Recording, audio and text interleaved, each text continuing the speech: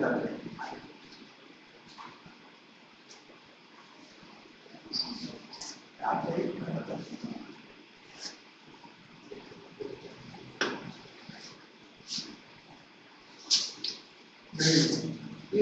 इधर हाँ और बस ये लास्ट हाँ इधर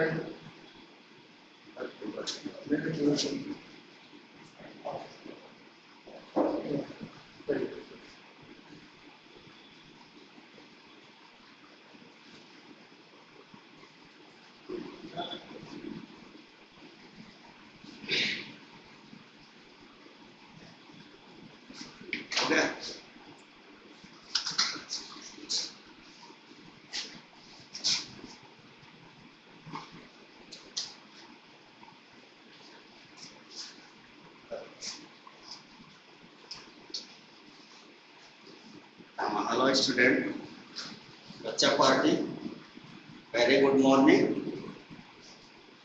और देखिए, हम इलेक्ट्रोकेमिस्ट्री सभी बच्चों को दिखा रहे थे। सभी बच्चों को गुड मॉर्निंग। और ऑफलाइन तथा ऑनलाइन दोनों क्लासेस में आपका स्वागत है। जो बच्चे जो प्रिपेयर करें, ठीक है, इसलिए बहुत हो गया। अब सोशल डिस्टेंसिंग और जिन बच्चों को ऑफलाइन क्लासेस लेना है वो अपना प्रोग्राम बना के आइएगा। ठीक है। यहाँ थर्मल स्कैनिंग की व्यवस्था है। अगर आपको जरा सा भी इधर उधर होगा तो क्लास में एंट्री नहीं, और केवल 20 बच्चे ही क्लास में बैठेंगे। ये पूरे वर्ग है, ठीक है। मास्क जरूरी। देखिए, नेक्स्ट टाइम पर सभी बच्चों को हमने गैल्वेनिक सेल का EMF निकलवाया था। सभी बच्चों को कैसे निकालते हैं, और ये भी हमने बताया था सभी बच्चों को E cell is equal to होता है E cathode minus E anode. यही तो हमने सभी बच्चों को बताया था। ये कैथोड इधर, कैथोड एक कौन सा टर्मिनल होता है बोलो? Negative terminal. इसमें कैथोड कौन सा टर्मिनल होता है? पॉजिटिव। और ये कौन सा होता है? नेगेटिव। और सभी बच्चे जानते हैं ये किधर लिखा जाता है? लेफ्ट। और किधर लिखा जाता है? ये राइट। तो कई फार्मूले हमने बताए थे सभी बच्चों को नेक्स्ट टाइम पर। और आज हम पढ़ने वाले हैं कुछ महत्वपूर्ण चीजें। इसके बाद बच्चों को हम इलेक्ट्रोकेमिकल सीरीज आपको बताएंगे, विद्युत रासायनिक श्रेणी। और इलेक्ट्रोकेमिकल सीरीज बताने के बाद इसका एप्लीकेशन होगा। फिर हम आपको नष्ट इक्वेशन बताएंगे, ठीक है, उसका एप्लीकेशन बताएंगे, और उससे कैसे पीएच निकालते हैं और उसका इक्विलिब्रियम कांस्टेंट कैसे निकालते हैं। तब जाकर के ये पोर्शन खत्म होगा। फिर हम सेल आपके जो कोर्स में दी गई हैं, ठीक है, प्राइमरी और सेकेंडरी सेल, उनका जैसे ड्राई सेल है, लेगोमेटर सेल है, और इसके बाद फ्यूल सेल है, इनकी भी चर्चा हम नेक्स्ट टाइम पर बच्चों को कराएंगे, ठीक है। तो यहाँ पर हमने आपको बताया था, देखो इसका कैलकुलेशन बहुत ही आसान होता है, नेक्स्ट टाइम पर बताए थे। ये आपको कुछ नहीं दिया रहता है, ध्यान से सुनिएगा। एक क्वेश्चन बच्चे लोग आप ध्यान से सुनिएगा, सारे क्वेश्चन आप कर लेंगे। जैसे मान लेते हैं एक सेल दिया गया, जैसे डेनियल सेल बच्चे लोग पढ़े हैं, जिंक है, जिंक सल्फेट में डूबा है, और यहाँ पर 2 पाई सॉल्ट ब्रिज को दिखाता है। कॉपर जो है वो कॉपर इस प्रकार से है। तो ये जिंक इसमें बदल रहा है, अर्थात इसका क्या हो रहा है बोलो? ऑक्सीडेशन। जिंक में 2 इलेक्ट्रॉन छोड़ रहा है, और यहाँ कॉपर क्यूप्रिक में बदल रहा है, मतलब इलेक्ट्रॉन गेन कर रहा है। इसका क्या हो रहा है बोलो? रिडक्शन। एक सेल इस प्रकार से आपको दी है और उसका रिडक्शन पोटेंशियल आपको दिया रहेगा। कभी कभी ये सेल नहीं दी रहती, केवल सेल रिएक्शन दिया रहता है। जैसे मान लेते हैं जो सेल रिएक्शन आपका दिया गया है, सपोज करिए कि जिंक जो है ये 2 इलेक्ट्रॉन लूज करके जिंक आयन में बदल रही है, और इसमें इसका ई नॉट दिया रहता, मतलब ये स्टैंडर्ड कंडीशन में है, इसका दिया रहेगा -0.76 वोल्ट, और दूसरा सेल दिया रहेगा कॉपर, और ये 2 इलेक्ट्रॉन गेन करके क्यूप्रिक आयन में बदल रहा है। इसका ई रिडक्शन पोटेंशियल है सर, ठीक है, इसका ये रिडक्शन पोटेंशियल जो दिया गया है ये +0.34 वोल्ट दिया गया है। अब आपको पहले तो आपको ये छांटना पड़ेगा कौन कैथोड होगा कौन एनोड होगा, ठीक है। अब बताओ इस पर ऑक्सीडेशन हो रहा है तो क्या होगा, बोलो कैथोड होगा, ये तो हुआ। अब इस पर रिडक्शन हो रहा है तो ये क्या होगा, बोलो एनोड होगा। अब फार्मूले में बच्चे लोग रखेंगे तो E cell is equal to क्या होगा, बोलो। अब इससे कोई मतलब ही नहीं, बच्चे लोग इसी से पकड़ लिए, जिसका ऑक्सीडेशन हो रहा है वो कैथोड होगा, जिसका रिडक्शन हो रहा है वो क्या होगा, बोलो एनोड होगा। उल्टा लिख दिएगा, जिसका हम ये ऑक्सीडेशन हो रहा है ना, ये क्या होगा, बोलो एनोड, और ये क्या होगा, बोलो सॉरी ये क्या होगा, कैथोड। अब आपको कुछ करना ही नहीं है, यहाँ पर रख दीजिए। तो ई कैथोड माइनस क्या होता है, बोलो ई एनोड, यही तो है ना। तो ई नॉट इसका सभी दिए गए हैं, ये सब ई नॉट है मतलब स्टैंडर्ड। तो बताओ क्या होगा, ई कैथोड माइनस ई एनोड, सब की वैल्यू बच्चे लोग रखेंगे। इसका मान कैथोड का मान कितना रखोगे, 0.34 वोल्ट, और माइनस फिर ये माइनस साइन के साथ है -3.76 वोल्ट। अब जब सभी बच्चे इसको जोड़ेंगे तो क्या होगा, 1.10 इतना वोल्ट आएगा। तो सभी बच्चे देख रहे हैं कि ये आप कहीं से भी निकाल सकते हैं, कैसे भी निकाल सकते हैं। अब एक नोट लिखिए, हेडिंग डालिए रिवर्सिबल सेल। इतना तो हमने बच्चों को ऑलरेडी पढ़ा चुका था। हेडिंग डालो रिवर्सिबल सेल या उत्क्रमणीय सेल। रिवर्सिबल और उत्क्रमणीय सेल, ध्यान से देखिएगा बच्चे लोग, ये रिवर्सिबल सेल क्या है, ठीक है। ये गैल्वेनिक सेल का एक भाग होता है। सभी बच्चे रिवर्सिबल सेल पढ़े। रिवर्सिबल का मतलब क्या होता है, बोलो उल्टा।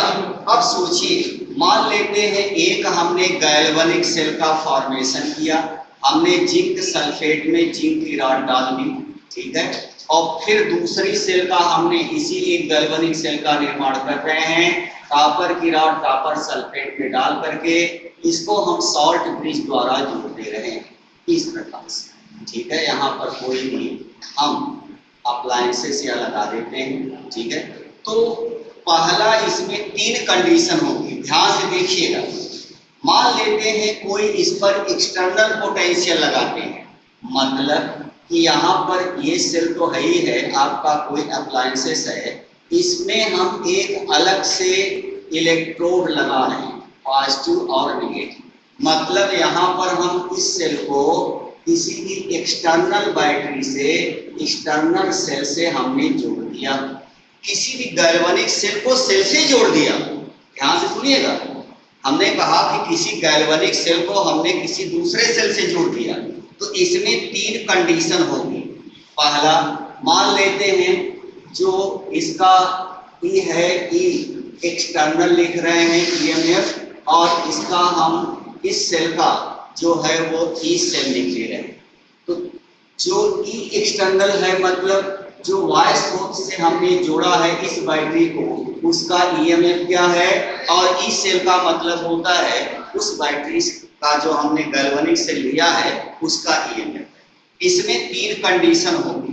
पहली कंडीशन, जब ई सेल का मान अधिक होता है ई एक्सटर्नल से, ठीक है, तब ये बैटरी वर्क करती है, कार्य करती है, और इसमें जो फ्लोइंग ऑफ इलेक्ट्रॉन होता है, फ्लोइंग ऑफ इलेक्ट्रॉन, इलेक्ट्रॉनों की जो गति होती है वो इलेक्ट्रॉन इधर से लूज किया जाता है और ये गेन करता है, तो लूज किधर से किया जाता है, बोलो ये क्या है, आपका एनोड है, और ये क्या है, कैथोड है, यही तो हमने पढ़ाया है ना। तो हर समय इलेक्ट्रॉन किधर से जाएगा, एनोड टू कैथोड, ये एनोड से कैथोड की तरफ जाएगा। और दूसरी बात क्या निकलेगी यहाँ पर कि यहाँ सेल रिएक्शन वही होगा, अर्थात जो सेल रिएक्शन होगा, ध्यान में बच्चे लोग, सेल रिएक्शन जो होगा वो एनोड पर जैसे हो रहा है वही होगा ऑक्सीडेशन, और कैथोड पर क्या होगा बोलो, रिडक्शन होगा। ये तब होगा जब हम बाहर की बैटरी जो हमने लगाया है उसका ईएमएफ जो होता है वो क्या है बोलो, कम है, ये ई सेल से, ठीक है। तब हर समय बैटरी अपने तरह कार्य करेगी जैसे पहले करती। लेकिन दूसरी कंडीशन ये हो सकती है वह जो ई सेल है, E cell equal to E external, जब दोनों की वैल्यू आपस में क्या हो जाए बोलो, बराबर हो जाए, तो नो रिएक्शन एट इलेक्ट्रोड, इलेक्ट्रोडों पर कोई अभिक्रिया नहीं होगी। जब कोई अभिक्रिया ही नहीं होगी तो इलेक्ट्रॉनों का स्थानांतरण भी कुछ नहीं होगा। मतलब ये जो डू नॉट वर्क, ये वर्क ही नहीं करेगी, ये डेड हो जाएगी, इसे कहते हैं डेड बैटरी हो जाएगी। इसका ईएमएफ क्या हो जाएगा बोलो, एक दूसरे कैंसिल कर देगा, जीरो। इसका ई सेल की वैल्यू क्या हो जाएगी बोलो, जीरो। मैग्नीट्यूड जो आएगा वो क्या हो जाएगा, शून्य, ठीक है। तीसरी कंडीशन ये बनती है यदि हम इस एक्सटर्नल ईएमएफ का मान थोड़ा सा अधिक कर दिया ई सेल से, ये थोड़ा सा टिपिकल है, अगर ध्यान से सुनिएगा तो इसमें कुछ है नहीं। मान लीजिए ई जो है एक्सटर्नल थोड़ा सा ज्यादा कर दिए, किससे, ई सेल से, मतलब जो हमने यहाँ पर अतिरिक्त बैटरी जोड़ा है उसका ईएमएफ थोड़ा सा ज्यादा कर देते हैं, किससे, तब रिएक्शन उल्टी हो जाती है। और इसी को कहते हैं रिवर्स रिएक्शन या रिवर्स सेल। तब यहाँ पर ये रिवर्स सेल कहलाएगी, उल्टी बैटरी कहलाएगी। ये बैटरी बिल्कुल उलट गई है, एनोड और कैथोड तो सेम रहेंगे, यहाँ पर एनोड वही रहेगा एंड कैथोड जो होते हैं वो क्या रहेंगे बोलो, सेम रहेंगे। बट लेकिन अपोजिट रिएक्शन, विपरीत अभिक्रिया, opposite reaction takes place at electrode, इलेक्ट्रोडों पर अब उल्टी अभिक्रिया होना शुरू हो जाएगी। मतलब जहां एनोड था वहां ऑक्सीडेशन हो रहा था, अब क्या होगा, रिडक्शन, और यहां पर क्या होगा, ऑक्सीडेशन, ठीक है। तो ये उलट जाएगा और इसी को कहते हैं रिवर्स सेल। तो बताइए, इतना बताने के बाद रिवर्स सेल का परिभाषा क्या निकली। यदि किसी गैल्वेनिक सेल को किसी वाय सेल से जोड़ दिया जाए, यदि वाय सेल का विद्युत वाहक बल सेल से अधिक होता है तो इलेक्ट्रोडों पर उल्टी अभिक्रिया होने लगती है, और इस प्रकार की सेल को हम क्या कहते हैं बोलो, भ्रमणी सेल या रिवर्स सेल, ठीक है। सभी बच्चे इसको स्क्रीनशॉट पे डालें, इसके बाद इसकी परिभाषा लिखें, जल्दी करो, अरे आप सभी बच्चे इसको स्क्रीनशॉट पे डालें और तुरंत उसकी डिफिनीशन लिखें।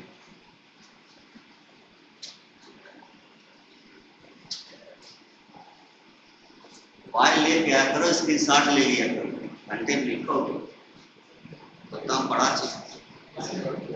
अरे एक बच्चा लेगा दूसरे ट्रांसफर कर देना थोड़ी देर बाद, ठीक है।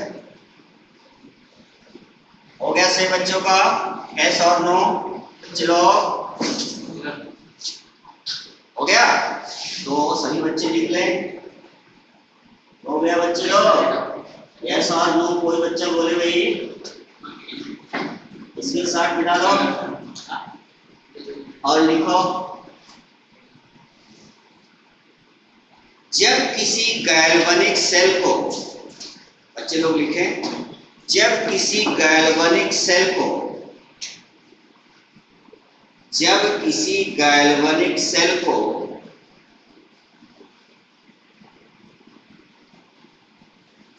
ऐसे बाह्य सेल से जोड़ा जाता है, ऐसे बाह्य सेल से जोड़ा जाता है, जब किसी गैल्वेनिक सेल को ऐसे बाह्य सेल से जोड़ा जाता है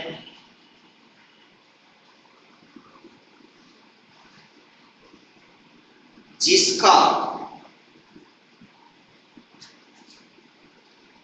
विद्युत वाहक बल, जिसका विद्युत वाहक बल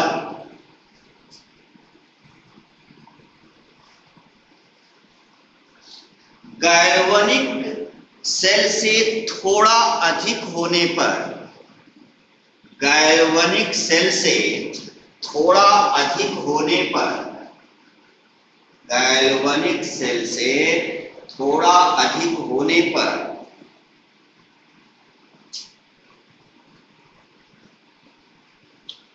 इलेक्ट्रोडों पर विपरीत अभिक्रिया होने लगती है, इलेक्ट्रोडों पर विपरीत अभिक्रिया होने लगती है,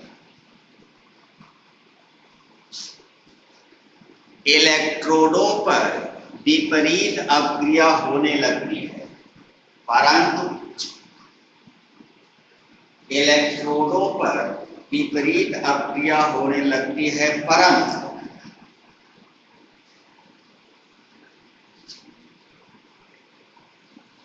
इलेक्ट्रोड परिवर्तित नहीं होते, इलेक्ट्रोड परिवर्तित नहीं होते।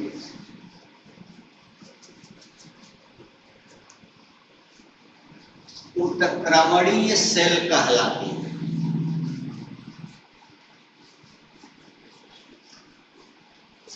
उत्क्रमणीय सेल कहलाती है।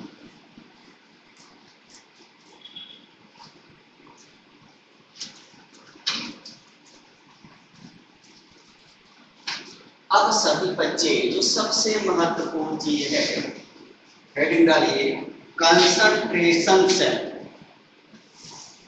कंसंट्रेशन सेल, सांद्रण सेल हिंदी में लिख लीजिएगा बच्चे लोग, सांद्रण सेल या कंसंट्रेशन सेल।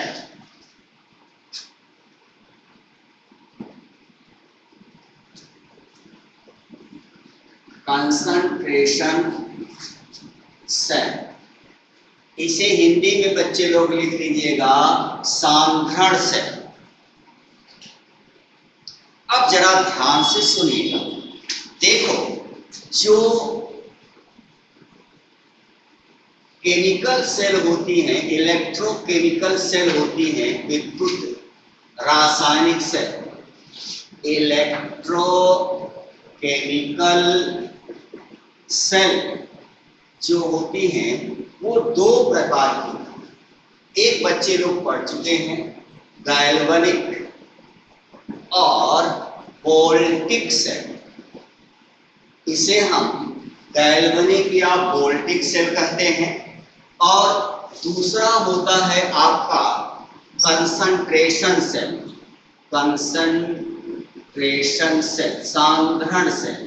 अब सवाल उठता है कि इन दोनों में अंतर क्या है, इसे हम कंसंट्रेशन सेल कहेंगे और इसे हम गैल्वेनिक सेल कहेंगे। सभी बच्चे पढ़े हैं कि गैल्वेनिक सेल में होता क्या है, दो इलेक्ट्रोड होते हैं अलग अलग, और ये अलग अलग बर्तन में होते हैं और इनको हम सॉल्ट ब्रिज से जोड़ देते हैं। यही तो आपने पढ़ा है।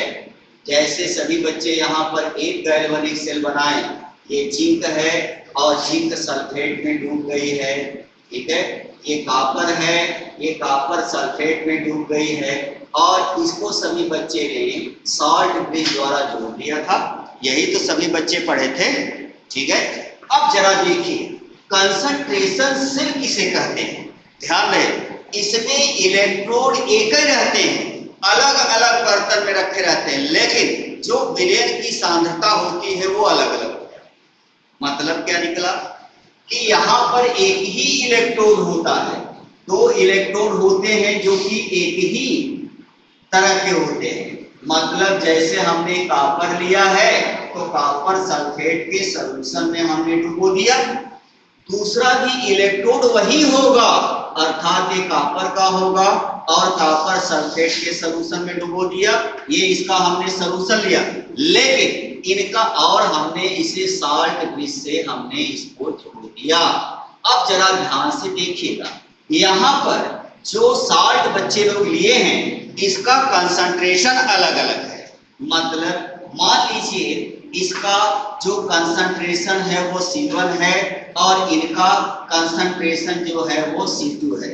तो सभी बच्चों को हमने बताया था किसी इलेक्ट्रोड का इलेक्ट्रोड विभव सांद्रता पर तो निर्भर करता है, अर्थात सांद्रता बदल जाने पर इलेक्ट्रोड विभव भी बदल जाता है। हमने बताया था कोई भी इलेक्ट्रोड विभव चार बातों पर निर्भर करता है, टेम्परेचर प्रेशर नंबर 1, विलयन की सांद्रता नंबर 2, विलयन की प्रकृति नंबर 3 और धातु की प्रकृति नंबर 4। यही तो बच्चों को बताए थे। यदि हम इलेक्ट्रोड वही लेते हैं लेकिन कंसंट्रेशन बदल देते हैं, फिर भी हम देखते हैं कि इसमें ये सेल कार्य करने लगती है, अर्थात जब हम इसको किसी लोड से जोड़ते हैं तब ये करंट को दिखाता है, और अगर हम इसको किसी गैल्वेनोमीटर या लोड से जोड़ते हैं फिर भी इसमें करंट दिखाता है। तो इस प्रकार इनके कंसंट्रेशन में अंतर के कारण विभवांतर उत्पन्न हो रहा है, अतः इसे हम क्या कहते हैं बोलो, कंसंट्रेशन सेल। तो उम्मीद करते हैं सभी बच्चे सांद्रण सेल को समझ गए होंगे।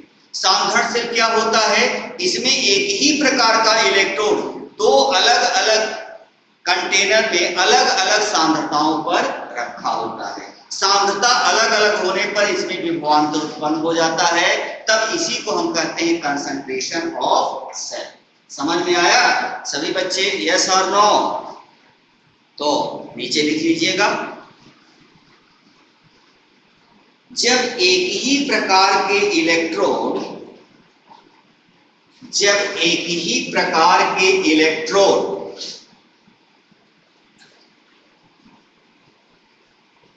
अलग अलग बर्तन में रखे गए हों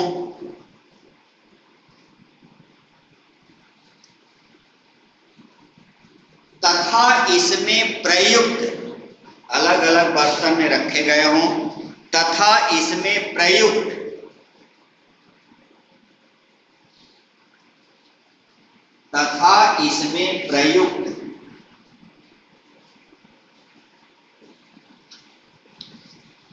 विलयन की सांद्रता अलग अलग होती है तथा इसमें प्रयुक्त विलयन की सांद्रता अलग अलग होती है।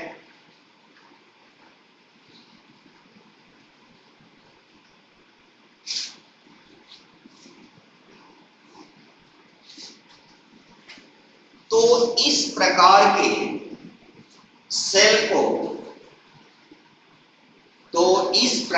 के सेल को क्या कहा जाता है बोलो, सांद्रण सेल या कंसंट्रेशन सेल कहा जाता है।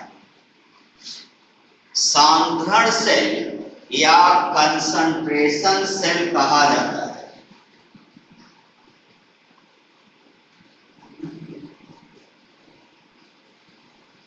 हो गया सही बच्चों का? एक चीज उसी के अंदर नोट में लिखिएगा, सर सांद्रण सेल या कंसंट्रेशन सेल कहा जाता है, लिखा है।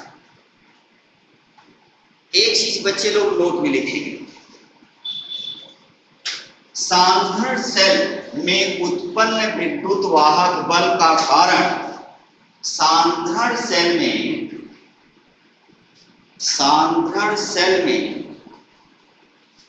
उत्पन्न विद्युत वाहक बल का कारण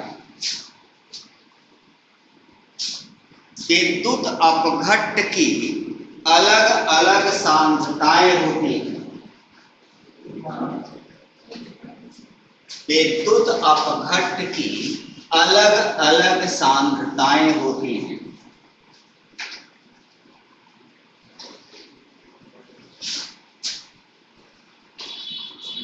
हो गया सभी बच्चों का? तो सभी बच्चे पढ़े इलेक्ट्रोकेमिकल सेल दो प्रकार की होती है, गैल्वेनिक सेल जो ऑलरेडी आप पढ़ चुके हैं, और दूसरा कंसंट्रेशन सेल जो अभी आपने पढ़ा है। जब दो समान इलेक्ट्रोडों को अलग अलग बर्तन में इसे शॉर्ट ब्रिज से जोड़ देते हैं और इसमें उपस्थित विलयन का सांद्रता भिन्न भिन्न होता है, तब भी एक विभवांतर उत्पन्न हो जाता है। इसी को हम क्या करते हैं बोलो? संक्रमण सेल। आशा करते हैं सभी बच्चे समझ गए होंगे। ठीक है, अब सबसे महत्वपूर्ण इस चैप्टर का पोर्शन चलने वाला है जिसे कहते हैं विद्युत रासायनिक श्रेणी। सभी बच्चे हेडिंग डालेंगे इलेक्ट्रोकेमिकल सीरीज या विद्युत रासायनिक श्रेणी। इलेक्ट्रोकेमिकल सीरीज या विद्युत रासायनिक श्रेणी, that is very important.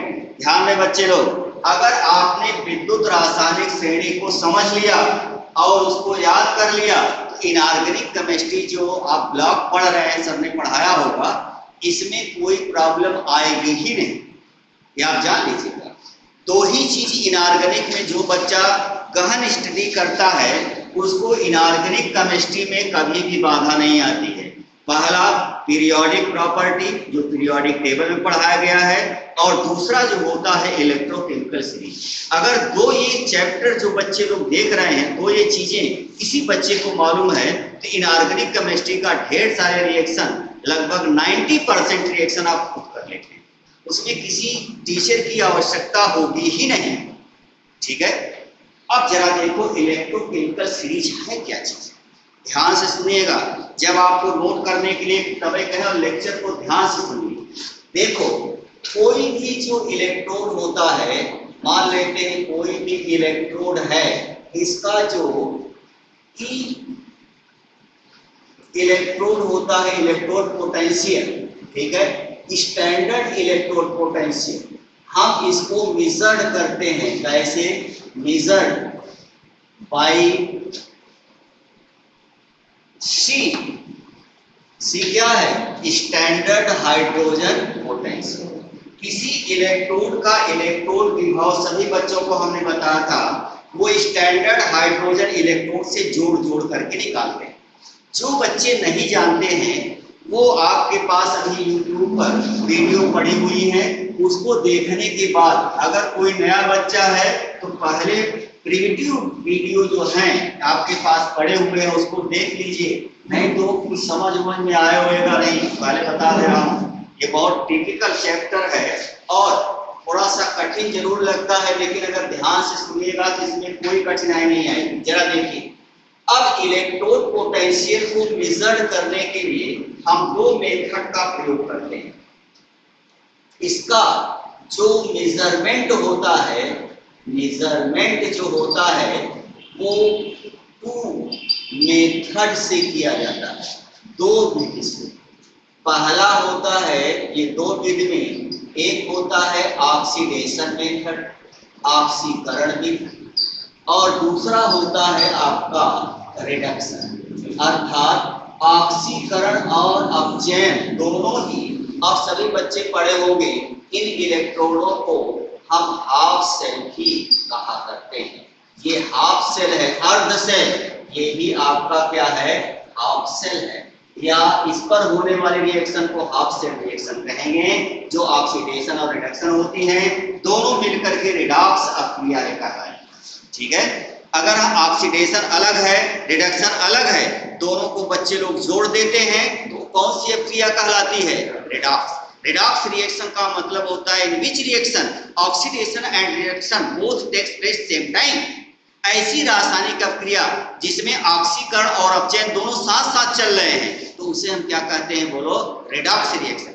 Redox reaction में दो रिएक्शन होती है, एक ऑक्सीडेशन और दूसरा रिडक्शन।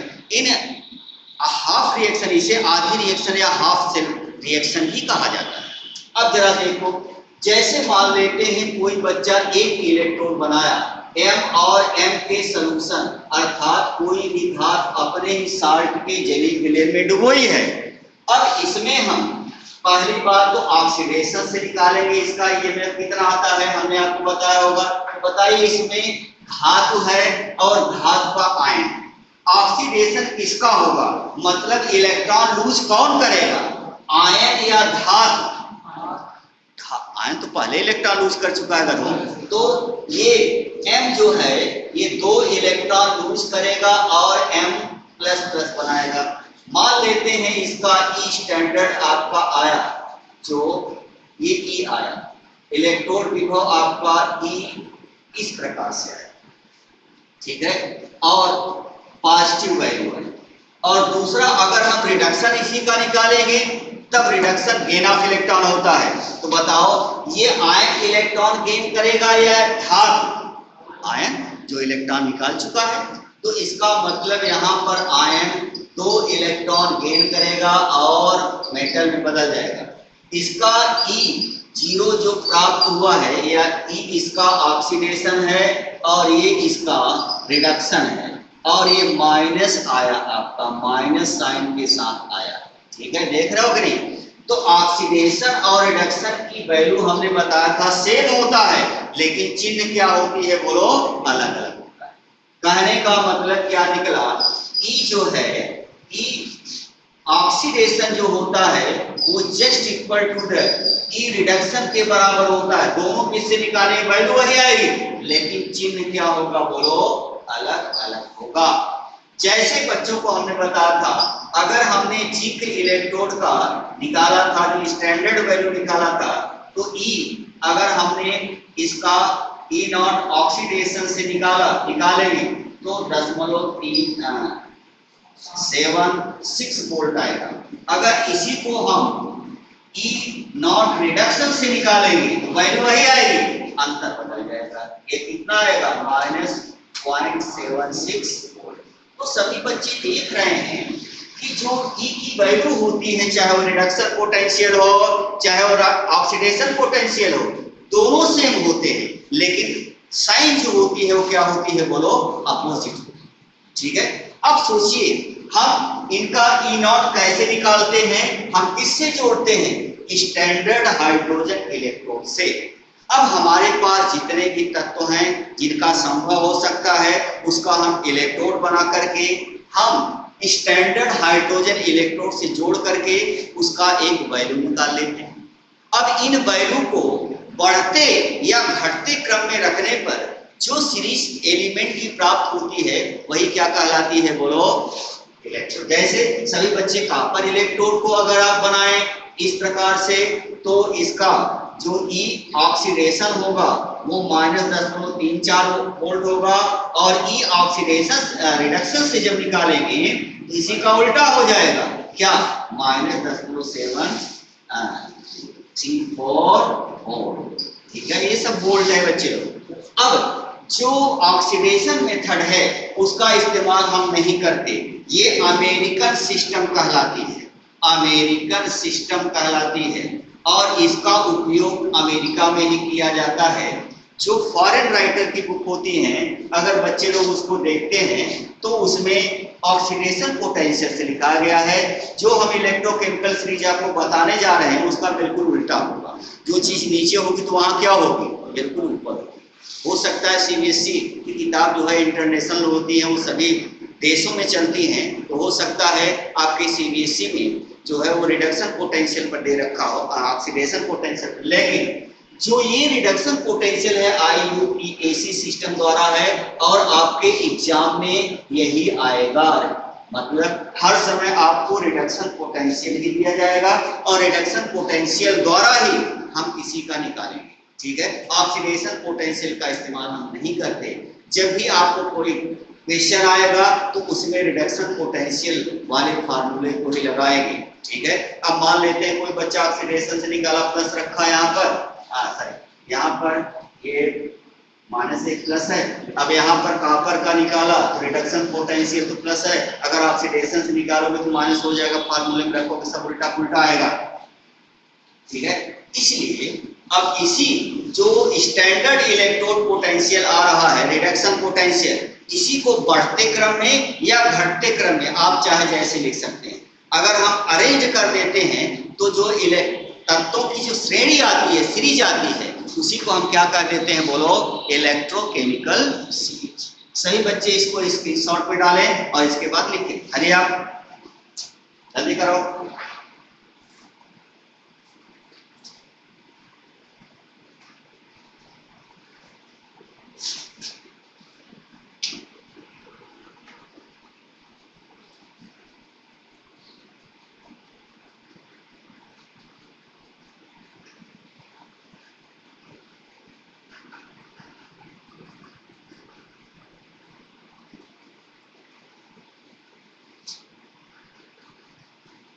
हो गया बच्चे लोग?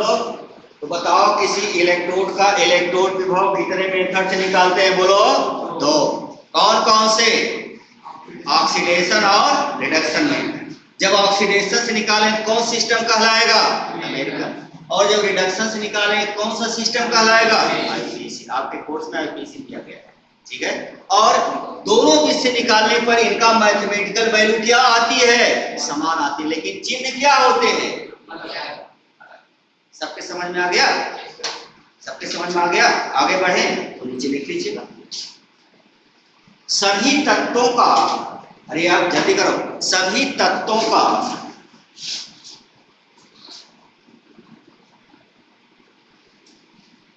मानक इलेक्ट्रोड विभव को, मानक इलेक्ट्रोड विभव को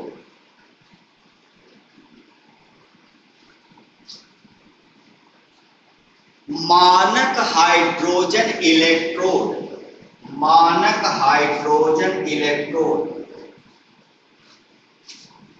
द्वारा ज्ञात कर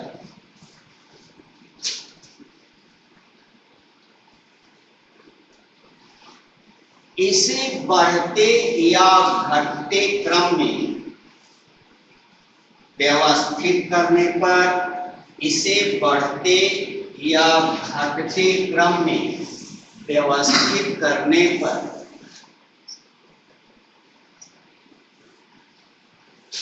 तत्वों की एक श्रेणी प्राप्त होगी, तत्वों की एक श्रेणी प्राप्त होगी।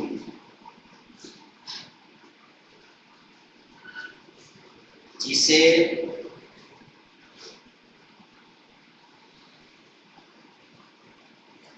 जब स्टैंडर्ड हाइड्रोजन इलेक्ट्रोड सी लिख दिए बच्चे लोग तो 25 डिग्री और मोलर कंसंट्रेशन लिखने की कोई आवश्यकता नहीं है, ठीक है। कोई बच्चा पूछ रहा है कि 25 डिग्री लिखना है, जब मानक हाइड्रोजन इलेक्ट्रोड से आप जोड़े हो तो 25 डिग्री और मोलर कंसंट्रेशन पर ही तो है, ठीक है। उसको लिखने की आवश्यकता नहीं वाला है, ठीक है, समझ गए? चलिए, एक श्रेणी प्राप्त होती है जिसे विद्युत रासायनिक श्रेणी कहा जाता है। देखो, हम इसको दो भागों में तोड़ करके बताएंगे। पहला तो हम धातु और अधातु का एक साथ बताएंगे, फिर हम एनायन का बताएंगे, ऋण आयनों का, ठीक है। और ये जो बच्चा जान लिया तो समझ लीजिए उसकी बहुत प्रॉब्लम सॉल्व हो जाएगी अपने आप ही, हमें की जरूरत नहीं पड़ेगी। अब देखिए इसका एप्लीकेशन बताएंगे कितना मजा आएगा।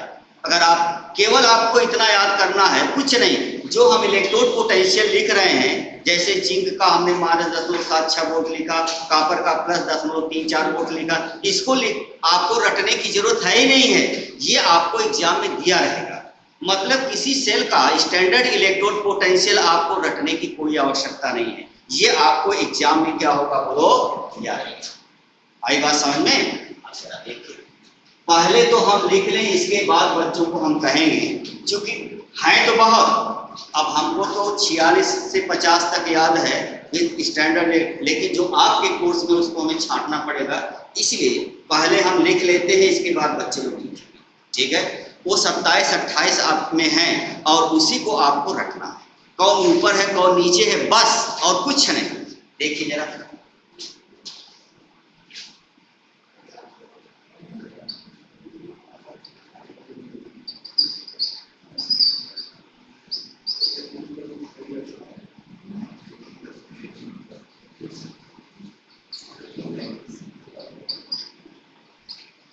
हम धातु और अधातु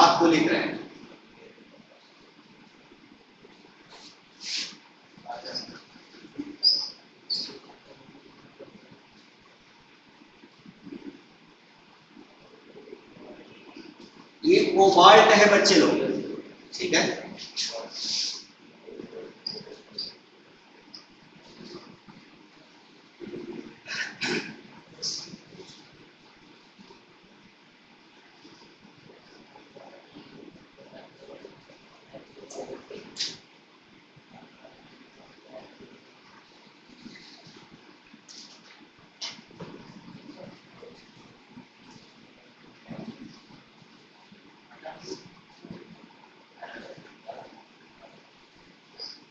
इसी को हम इतना लिख दे रहे हैं, बच्चों को नहीं दिखाई देगा।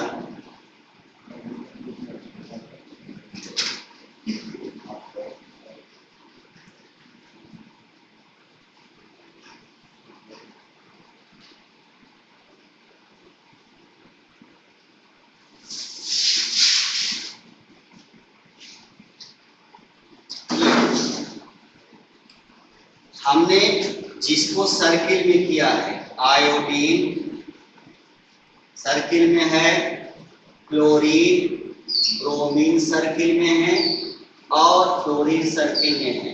ये सर्किल के ये सब नॉन मेटल, जो सर्किल में एलिमेंट हैं वो क्या है बोलो, नॉन मेटल है, बाकी सब मेटल, सभी बच्चे जानते भी होंगे, ठीक है। और चूंकि हम रिडक्शन पोटेंशियल लिख रहे हैं तो इलेक्ट्रॉन क्या करेगा बोलो, गेन करेगा, उसी को तो रिडक्शन कहेंगे।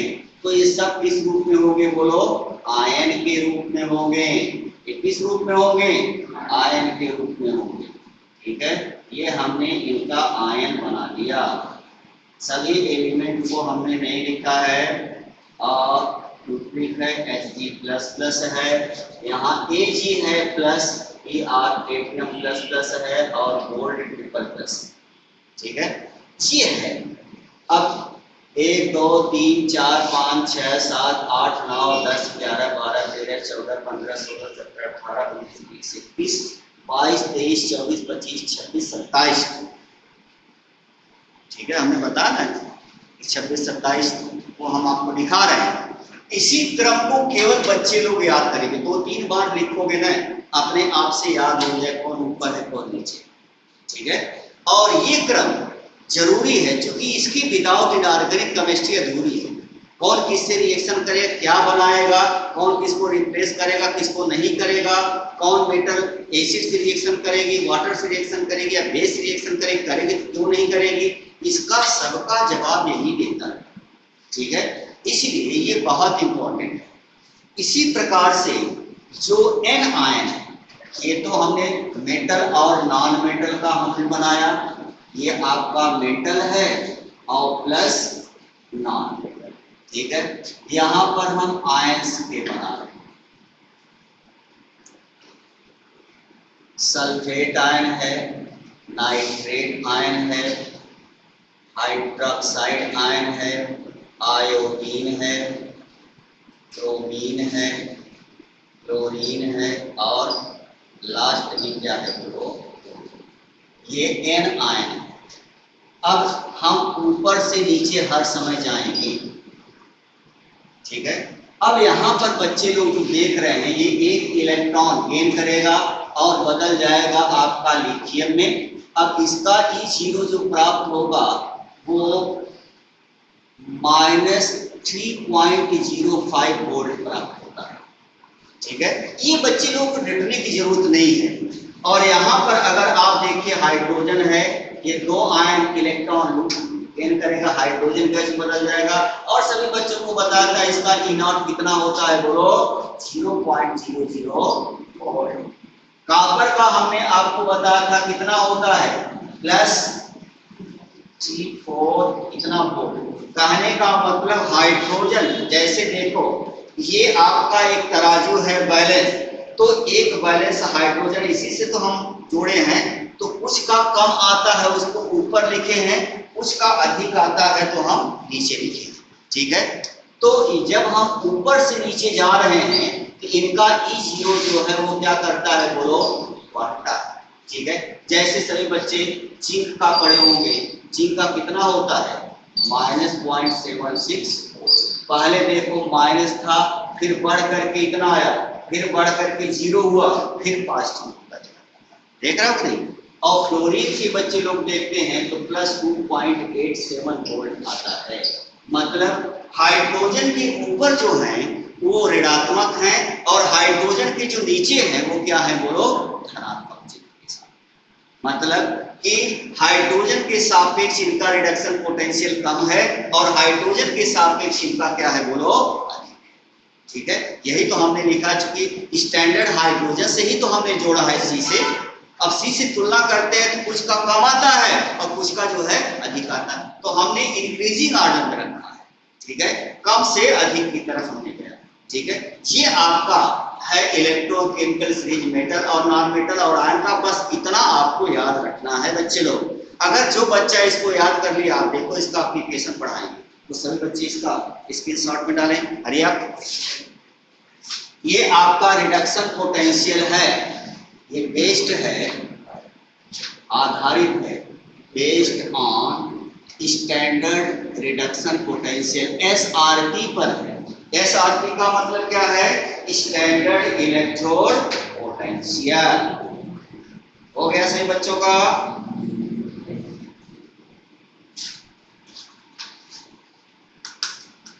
सर हाँ, इसके 60 लो, जल्दी करो। एक दो बच्चे ले लिया करें, इसके बाद ट्रांसफर कर लिया करो, जरूरी थोड़ी ना एक से बच्चे।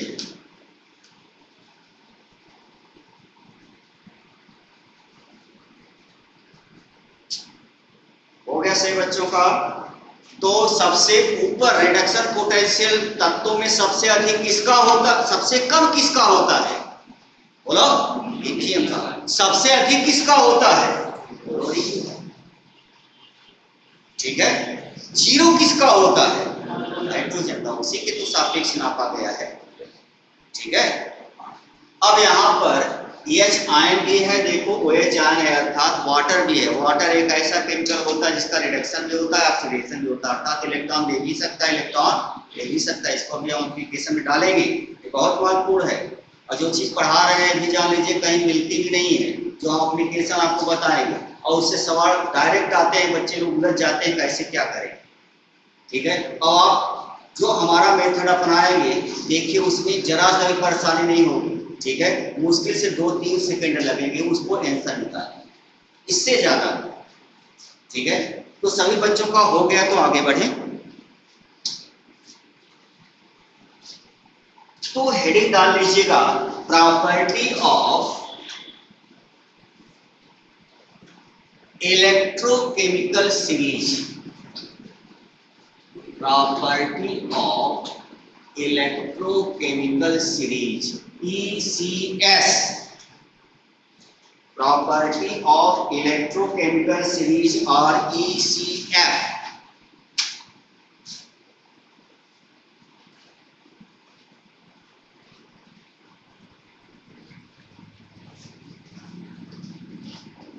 पहली प्रॉपर्टी है, देखो जब हम जिसका रिडक्शन पोटेंशियल SRT जितना कम आता है वो उतना ही प्रबल अपचायक होता है। ठीक है, तो नीचे लिखिएगा, विच एलिमेंट, ऐसे तत्व है मिनिमम SRT, ऐसे तत्व जिनका मानक अपचयन विभव, ऐसे तत्व जिनका मानक अपचयन विभव। अच्छा, राइट में नहीं दिख रहा है, कोई बात नहीं। ऐसे तत्व जिनका मानक अपचयन विभव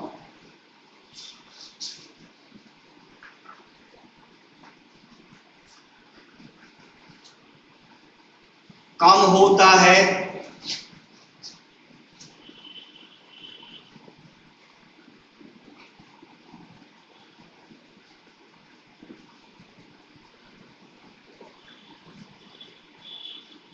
प्रबल अपचायक होते हैं, स्ट्रॉन्ग रिड्यूसिंग एजेंट, जैसे लिथियम,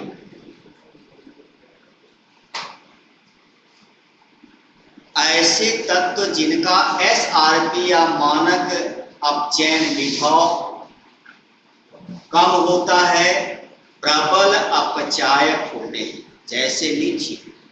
लिथियम सबसे प्रबल अपचायक है बच्चा लोग, ठीक है। नंबर 2, विच एलिमेंट ऐसे तत्व है मैक्सिमम SRP, ऐसे तत्व जिनका मानक अपचयन विभव, ऐसे तत्व जिनका मानक अपचयन विभव अधिक होता है, स्ट्रॉन्ग ऑक्सीडाइजिंग एजेंट।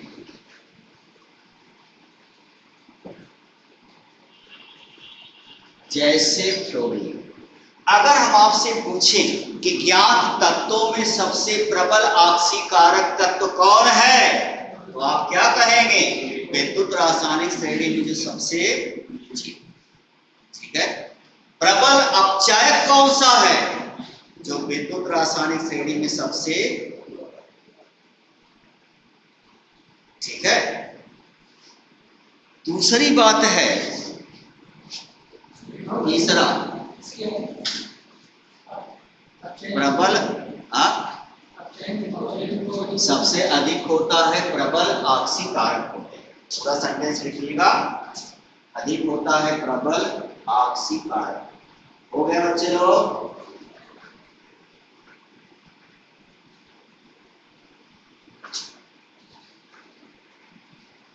अच्छा, दूसरा फिर से बोल दें, लिख लीजिए। ऐसे तत्व जिनका मानक अपचयन विभव अधिक होता है, प्रबल ऑक्सीकारक होते हैं। हो गया बच्चा?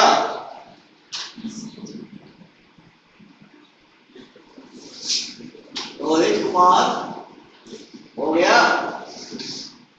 चलिए, ये तीसरा पॉइंट देखिए। अच्छा बताओ, जब आप ऊपर से नीचे आ रहे हैं तो SRP स्टैंडर्ड रिडक्शन पोटेंशियल बढ़ रहा है कि घट रहा है? बढ़ रहा है। तो नीचे लिखो, when move from top to bottom, जब विद्युत रासायनिक श्रेणी में ऊपर से नीचे आते हैं, when move from top to bottom, जब विद्युत रासायनिक श्रेणी में ऊपर से नीचे आते हैं, then SRP मानक अपचयन विभव E0 बढ़ता है। मानक अपचयन विभव कोष्टक में E0 बढ़ता है। हो गया सही बच्चों का? बच्चे लोग, अब जहां विद्युत रासायनिक श्रेणी बच्चे लोग एक पूरी कॉपी में बनाइएगा, ठीक है। बढ़ता है। कॉपी लाओ। देखो, जैसे ये बच्चे लोग कॉपी देख रहे हैं, आप बनाएं कैसे? नोटबुक में आप जो है ऐसे पूरे पेज में बनाइएगा और बीच से बनाइएगा। जो तत्व यहाँ पर बच्चे लोग लिखे हैं वो बीच से बनाइएगा। इधर भी जगह छुट्टी रहनी चाहिए, इधर भी। जो हम ऊपर से नीचे आने पर क्या गुण बढ़ रहा है, घट रहा है, यही आप लिख लेंगे, ठीक है। तो आपको पढ़ने की आवश्यकता ही नहीं होगी। एक पेज खोलिए, कौन गुण बढ़ रहा है, कौन घट रहा है, कौन क्रिया करे, कौन नहीं क्रिया करेगा, इसी में लिखा रहेगा, ठीक है। अब सभी बच्चे हेडिंग डालेंगे, विद्युत रासायनिक श्रेणी के लक्षण। जल्दी जल्दी नोट करो, विद्युत रासायनिक श्रेणी के लक्षण।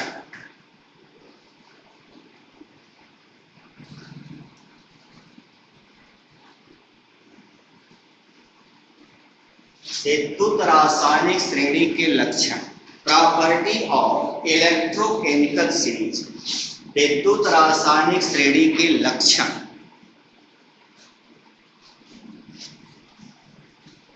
विद्युत रासायनिक श्रेणी के लक्षण ये बहुत इंपॉर्टेंट है बच्चे लोग, और इसी से सवाल पुट ऑन किया जाता है।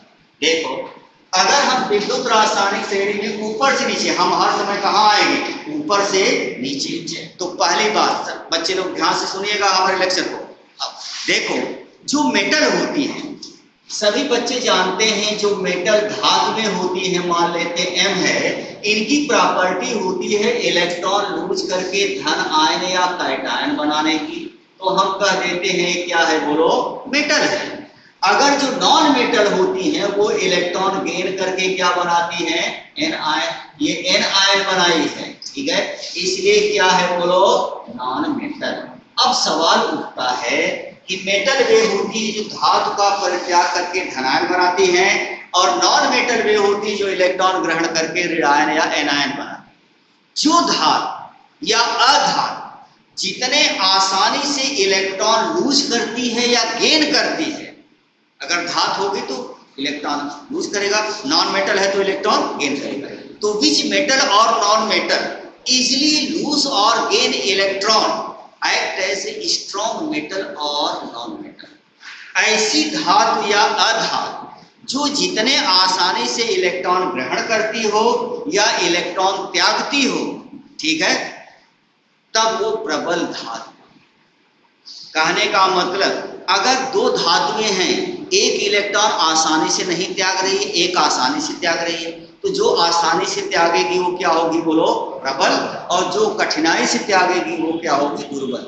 अब कितने इलेक्ट्रॉन त्याग रहे इसका कोई मतलब नहीं है। जैसे देखिए, जब हम ऊपर से नीचे आते हैं, हम टॉप टू बॉटम आते हैं, तो धात्विक प्रॉपर्टी धीरे धीरे घटती है, अर्थात इलेक्ट्रॉन लूज करने की प्रॉपर्टी घटेगी और इलेक्ट्रॉन गेन करने की प्रॉपर्टी बढ़ेगी, ठीक है। तो ये लिथियम बड़े आसानी से इलेक्ट्रॉन लूज कर देता है, अतः प्रबल धातु होगा, और ये फ्लोरीन बड़े आसानी से इलेक्ट्रॉन ग्रहण कर लेगी, अतः ये प्रबल अधातु होगी, ठीक है। तो ऊपर से नीचे आने पर धात्विक और अधात्विक गुण बताओ। धातु क्या होती है? जो इलेक्ट्रॉन त्यागती है, जो जितने आसानी से त्यागेगी उतना ही प्रबल।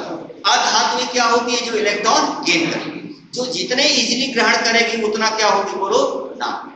ऊपर से नीचे आने पर इलेक्ट्रॉन लूज करने की क्षमता घटती है और इलेक्ट्रॉन गेन करने की क्षमता बढ़ती है, तो हम कह सकते हैं मेटेलिक प्रॉपर्टी धीरे धीरे घटेगी और नॉन मेटेलिक प्रॉपर्टी धीरे धीरे।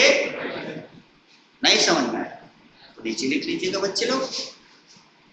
सभी बच्चे हो गया? आ गया बच्चे लोग? शाबाश। तो नीचे लिखिएगा, विद्युत रासायनिक श्रेणी में ऊपर से नीचे आने पर, when moved top to bottom, विद्युत रासायनिक श्रेणी में ऊपर से नीचे आने पर पहला लक्षण, एक मिनट, पहला लक्षण ऊपर लिख लीजिएगा, धात्विक तथा अधात्विक। पहला लक्षण ऊपर बच्चे लोग लिख लेंगे, धात्विक तथा अधात्विक, metallic and non metallic property, ठीक है। हम लिख दे रहे हैं metallic and non metallic property, धात्विक तथा अधात्विक गुण हिंदी में। तो नीचे देखो, विद्युत रासायनिक श्रेणी में ऊपर से नीचे आने पर इलेक्ट्रॉन त्यागने की क्षमता घटती है, इलेक्ट्रॉन त्यागने की क्षमता घटती है, परंतु इलेक्ट्रॉन ग्रहण करने की क्षमता बढ़ती है, परंतु इलेक्ट्रॉन ग्रहण करने की क्षमता बढ़ती है। यही कारण है कि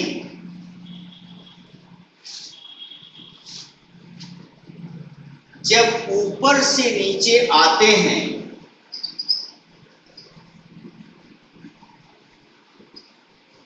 तो धात्विक गुण घटता है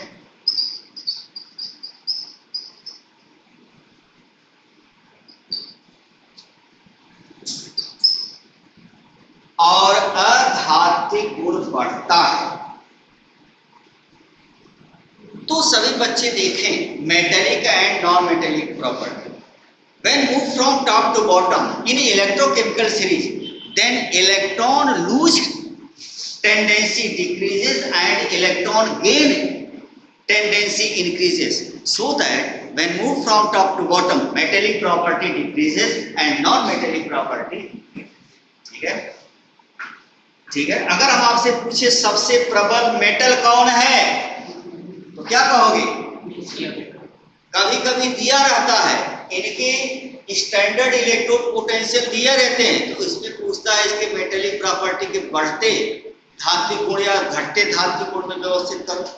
तो जिनका जितना कम होगा वो उतना ही प्रबल होगी, और जैसे जैसे बढ़ेगा वैसे वैसे, ठीक है। जैसे एक क्वेश्चन हम आपको दे रहे हैं, अब इसमें मेटेलिक प्रॉपर्टी को बढ़ते क्रम में अरेंज करना है, बताइए। बच्चे लोग आंसर बताएंगे, ठीक है, तब हम समझेंगे कि बच्चे लोग समझ गए हैं। बताइए, हमारे पास ए बी सी डी 4 तत्व है। ध्यान रहे, कोई भी तत्व में मेटेलिक और नॉन मेटेलिक प्रॉपर्टी दोनों पाई जाती है, कोई शुद्ध नहीं होता। भले नॉन कोई मेटल है उसमें नॉन मेटेलिक प्रॉपर्टी बहुत थोड़ा सा, लेकिन होगी जरूर, ठीक है। मेटेलिक प्रॉपर्टी ज्यादा है, अब जिसमें मेटेलिक प्रॉपर्टी ज्यादा हो तो उसे मेटल, और जिसमें नॉन मेटेलिक प्रॉपर्टी 50% ज्यादा हो तो उसके नॉन मेटल। और जो 50-50 रखते हैं, न इधर जाओ उधर जाओ, क्या होते हैं? मेटलॉइड, धातुएं, ठीक है। जैसे हमारे यहाँ होता है ना, मेल और फीमेल दोनों अपोजिट होते हैं, ऐसे मेटल और नॉन मेटल एक ठो बीच के पैदा हो जाते हैं, ठीक है। अब वो बेचारे किधर जाएं, इधर जाएं उधर जाएं, है पता नहीं किधर जाएं, इसलिए ढोल लेकर के गली गली घूमते रहते हैं, किधर किधर जाएं, ठीक है। ये तो नहीं। हाँ, अब बताइए, इसका E0 दिया गया है, E0 इन एलिमेंट का दिया गया है, इसका जो है -1.25, इसका -0.25, इसका -3.05, इसका +3.63। अब बताइए, इसमें धात्विक गुण को बढ़ते क्रम में अरेंज करना, ठीक है। जो मेटेलिक प्रॉपर्टी है उसको इंक्रीजिंग ऑर्डर में लिखना है, मतलब जो सबसे ज्यादा प्रबल धात्विक गुण का होगा वो क्या होगा, बाद में आएगा। तो हमने क्या बताया, ऊपर से नीचे आएंगे तो इनका E0 धीरे धीरे क्या करेगा, बढ़ेगा, ठीक है। और जो जिसका जितना कम होगा ऊपर रहेगा, जितना ज्यादा होगा नीचे होगा। ऊपर से नीचे आने धात्विक गुण घटता है, तो बताइए सबसे कम धात्विक गुण का कौन होगा, जिसका E0 सबसे अधिक। तो बताओ सबसे अधिक किसका है, डी का। तो डी में धात्विक गुण बहुत कम आएगा, ठीक है। उससे अधिक किसका होगा, तो इससे थोड़ा सा अधिक होगा, कौन है, इसके बाद आएगा बी। उससे अधिक मेटेलिक प्रॉपर्टी कौन होगा, ए। और सबसे अधिक कौन होगा, सी। आई बात समझ में? तो बच्चे लोग जब ऊपर से नीचे आ रहे हैं, E0 बढ़ रहा है, तो धात्विक गुण धीरे धीरे घट रहा है, अधात्विक गुण धीरे धीरे क्या हो रहा है, बोलो, बढ़ रहा है। ये तो आपने पढ़ा है।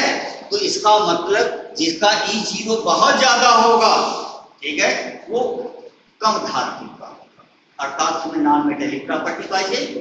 तो आप घटते क्रम में व्यवस्थित कर दीजिए। E0 को हम किस क्रम में व्यवस्थित करेंगे, डिक्रीजिंग ऑर्डर में। अब जब घटता चला जाएगा तो मेटेलिक प्रॉपर्टी बढ़ती चली जाएगी, इसी डिक्रीजिंग ऑर्डर में हम व्यवस्थित कर देंगे, तो हमें मिल जाएगा। ऐसे क्वेश्चन बहुत आते हैं बच्चे लोग, ठीक है। वो देता है कि निम्नलिखित 4 किए गए हैं, इसमें धात्विक गुण बढ़ते क्रम में। अब इसका उल्टा बच्चा बोल देगा तो नॉन मेटेलिक प्रॉपर्टी हो जाएगा, क्योंकि मेटेलिक और नॉन मेटेलिक प्रॉपर्टी एक दूसरे क्या होते हैं, बोलो। तो पहला लक्षण सभी बच्चों को समझ में आ गया, ऐसा नो। हाँ, शाबाश बच्चे लोग बहुत अच्छा कर रहे हैं, शाबाश। हाँ, रेहान वर्मा शाबाश। चलिए बच्चे लोग भी कर रहे हैं। अब दूसरी प्रॉपर्टी नंबर 2,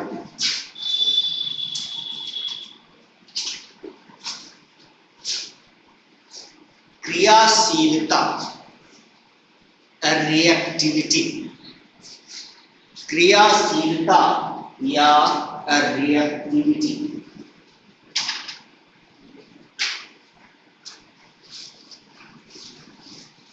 सभी बच्चे हेडिंग डालेंगे क्रियाशीलता या reactivity, that is very important. ठीक है, अब आप देखते चले जाइए कि इसी से आप जो है मेटेलिक और नॉन मेटेलिक प्रॉपर्टी की आप जो ई ब्लॉक तक पढ़ा रहे होंगे सब निकाल लेते हैं, और भी हम आपको बताएंगे कि कौन किससे रिएक्शन करता है कि नहीं करता है, ध्यान से देखिएगा। तो रिएक्टिविटी, हम रिएक्टिविटी बच्चों को विथ रिस्पेक्ट टू वाटर से बताएंगे, जल से, एयर या ऑक्सीजन से बताएंगे, बेस से बताएंगे, छाछ से, और एसिड से, एसिड और बेस। ये 4 के सापेक्ष हम क्रियाशीलता बच्चों को बताएंगे। कोई भी तत्व जल से क्रिया करेगा कि नहीं करेगा, करेगा तो कैसे करेगा। कोई भी तत्व एयर या वायु ऑक्सीजन से क्रिया करेगा कि नहीं करेगा, कैसे करेगा। अम्ल से क्रिया करेगा कि नहीं करेगा, क्षार से क्रिया करेगा कि नहीं करेगा।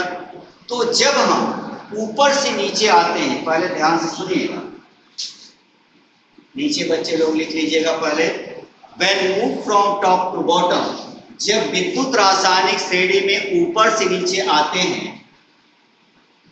when move from top to bottom, T का मतलब टॉप है, B का मतलब बॉटम, then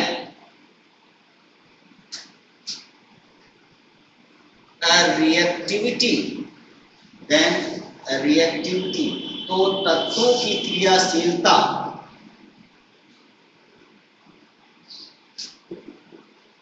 धातु की घटती है, मेटल की डिक्रीज करती है। धातु की घटती है, अंडरलाइन, सर तत्वों की क्रियाशीलता धातु की घटती है तथा अधातु नॉन मेटल की बढ़ती है। तो सभी बच्चे देखें, when move from top to bottom, then metallic property, जैसे बच्चे लोग ऊपर से नीचे आ रहे हैं तो मेटेलिक प्रॉपर्टी क्या होगी, बोलो, मेटेलिक प्रॉपर्टी क्या होगी, हटेगी, और नॉन मेटेलिक प्रॉपर्टी क्या होगी, वो बढ़ जाएगी। अगर हम आपसे पूछें कि सबसे प्रबल मेटल कौन सी है, तो कहेंगे जो सबसे ऊपर है। तो सबसे ऊपर क्या है, लिथियम। लिथियम सबसे प्रबल मेटल है। और सबसे प्रबल नॉन मेटल कौन सी होगी, क्लोरीन। क्योंकि ऊपर से नीचे आने पर धात्विक गुण धीरे धीरे घटेगा और उसी अनुपात में अधात्विक गुण धीरे धीरे बढ़ेगा। आई बात समझ में।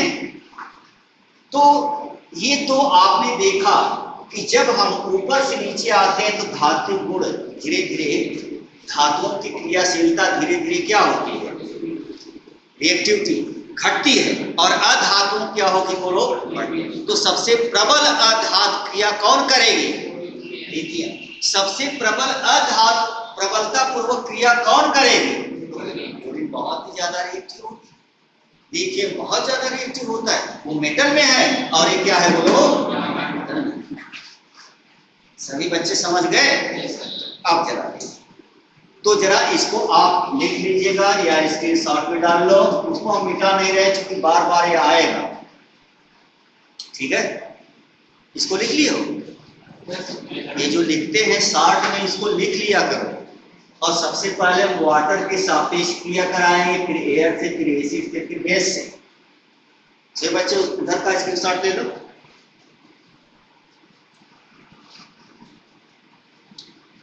तो जब हम ऊपर से नीचे आते हैं, धातु क्रियाशीलता क्या होती है और अधातु क्या होती है? ठीक है, इसको याद रखिएगा बच्चे लोग। अब जरा देखिए, सबसे पहले सभी बच्चे हेडिंग डालेंगे जल के सापेक्ष अभिक्रिया, reactivity with respect to water. जल के सापेक्ष अभिक्रिया। इधर देखो बालक, मोबाइल को जब स्क्रीनशॉट लेना है तभी छुआ करो। इधर देखो, अब सभी बच्चे सीरियस से अगर आप नहीं पढ़ेंगे तो आपके पास समय नहीं है जाने। ठीक है, हाँ, भले ही सरकार काट छाट मचा डाली है हर जगह, कुछ चैप्टर में कुछ चीजों को छोड़ दिया गया है, लेकिन हम सबको पढ़ा दे रहे हैं। कारण क्या होता है, आईआईटी जेईई परीक्षा, मेडिकल की यूनिवर्सिटी की परीक्षाओं में काट छाट नहीं चलेगा। वहाँ का करो मुंह पाओ, ये तो सरकार अपना मुंह छिपाने के लिए ऐसा कर रही है। वहाँ सिलेबस में कोई परिवर्तन नहीं आएगा, ये आप जान लीजिएगा। तो आप कहेंगे जब पेपर आ जाए कहो गुरु भाई तो पढ़ो ही नहीं किए।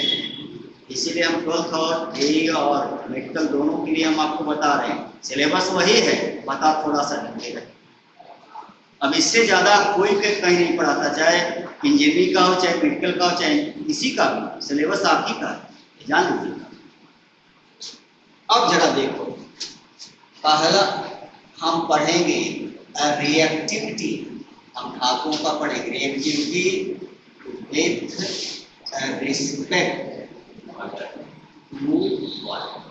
जल के सापेक्ष अभिक्रिया बच्चे लोग हेडिंग डालें। अब जरा ध्यान से सुनिएगा, जब भी कोई धातु है, मान लेते हैं M कोई मेटल है, एक हम रिएक्शन आपको बता दें, सारे बच्चे सब रिएक्शन कर लेंगे। एक मेटल है, ठीक है, और ये मेटल अगर वो जल से क्रिया कर रही है, जल 3 कंडीशन में हो सकता है, ठंडा, गर्म और स्टीम में। हाफ ठंडा हो, उबलता हुआ हो, या स्टीम में, किसी कंडीशन में, तब उस मेटल का हाइड्रोक्साइड बनता है और जल की हाइड्रोजन को हाइड्रोजन गैस के रूप में बाहर निकलता है। अर्थात when any metal react to water, then it must form metal hydroxide and hydrogen released from water। ये जल की हाइड्रोजन को किस रूप में बाहर निकालती है, बोलो, H2 के रूप में। और फर्स्ट ईयर में बच्चे लोग इस हाइड्रोजन गैस को बनाने की विधि पढ़े। ठीक है, अब जरा देखिए, अब सवाल उठता है कौन किससे रिएक्शन करे, कौन ठंडे जल से रिएक्शन करेगा, तो ध्यान